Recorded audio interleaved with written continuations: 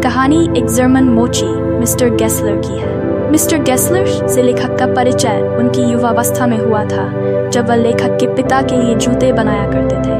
Mister Gessler अपने बड़े भाई के साथ एक छोटी सी दुकान में रहते थे। ये दुकान लंदन के एक फैशनेबल इलाके में एक शांत गली में थी। इस दुकान की सादगी बाकी दुकानों से अलग थी। नाम के अलावा वहाँ कोई बोर्ड या सजावट नहीं थी, बस खिड़की में कुछ जोड़ी जूते रखे होते थे।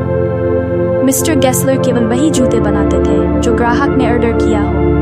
उनका हुनर इतना अद्भुत था कि उनके बनाए जूते हमेशा ग्राहक के पैरों में बिल्कुल फिट बैठते थे। लेखक को उनके काम में एक गहरी कला नजर आती थी। एक बार लेखक ने उनसे पूछा था, क्या इतने परफेक्ट जूते बनाना मुश्किल नहीं है? इस पर मिस्टर गेसलर ने हल्की सी मुस्कान के साथ कहा था, यह एक कला है। लेखक ने भी महसूस किया कि उनके बनाए जूते इतने टिकाऊ होते थे कि नई जोड़ी खरीदने की जरूरत ही कम पड़ती थी। दुकान के अंदर का माहौल भी खास था।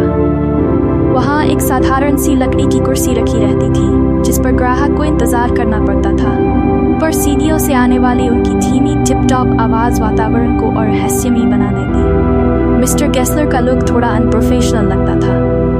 वह अपने चमड़े के एप्रन में होते, शर्ट की आस्तीन पीछे की ओर मुड़ी हुई रहती और ऐसा लगता मानो वह किसी गहरे ख्वाब से जागे हो। जब ग्राहक ऑर्डर देता तो वे चमड़े का एक टुकड़ा लाकर उसकी तारीफ करते, अपने जर्मन लहजे में कहते, यह अच्छा चमड़ा है, और ग्राहक उनकी बात से सहमत होता। फिर वे पूछते, कब तक चाहिए? और ग्राहक जवाब देता, जितना समय आपको लगे। आमतौर पर वे 2 हफ्तों का समय देते, पर अगर बड़ा भाई होता तो वह कहता, मैं अपने भाई से पूछकर बताऊंगा। एक बार लेखक ने शिकायत की कि उनकी बनाई एक जोड़ी जूते टूट गए। ये सुनकर मिस्टर गेसलर बेहद दुखी हुए। उन्होंने कहा, ऐसा नहीं होना चाहिए था। उन्होंने लेखक से उस जोड़ी को लाने को कहा ताकि वह उसे देख सके और मरम्मत कर सके। उन्होंने भरोसा दिलाया कि अगर जूते खराब निकले तो वह उसे बिल से हटा देंगे। एक और बार लेखक ने किसी बड़ी फर्म से खरीदे गए जूतों की शिकायत की। मिस्टर गेसलर ने उन जूतों का गहराई से मुआयना किया और तुरंत कहा, इन्हें मैंने नहीं बनाया है।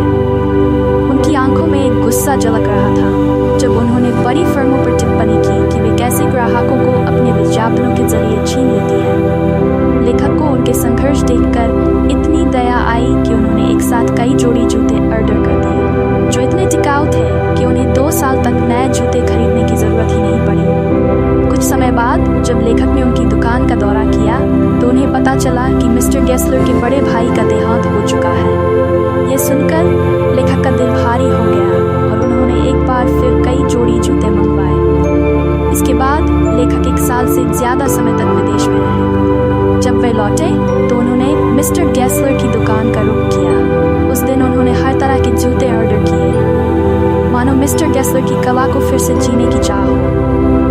उनके आदेश प्राप्त करने के बाद लेखक ने मिस्टर गेसलर से मिलने और उनकी सेवा के लिए उन्हें धन्यवाद देने का फैसला किया। हालांकि जब वह उस जगह पहुंच तो दुकान पे शूमेकर का नाम नहीं लिखा था। जल्द ही उसे ने मालिक से पता चला कि मिस्टर गेसलर की मौत भूख से हुई है। मालिक ने कहा कि मिस्टर गेसलर ने अपने सभी ग्राहकों को उसकी धीमी नीति के कारण खो दिया, और क्योंकि उसने कभी विज्ञापन नहीं दिया तो पाए ग्राहक नहीं मिले।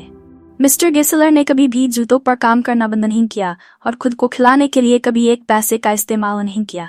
उन्होंने कहा कि मिस्टर गेसलर के पास सबसे अच्छा चमड़ा था और उन्होंने अच्छे जूते बनाए। लेखक ने भारी मन से हबी कहा कि मिस्टर गेसलर ने अच्छे जूते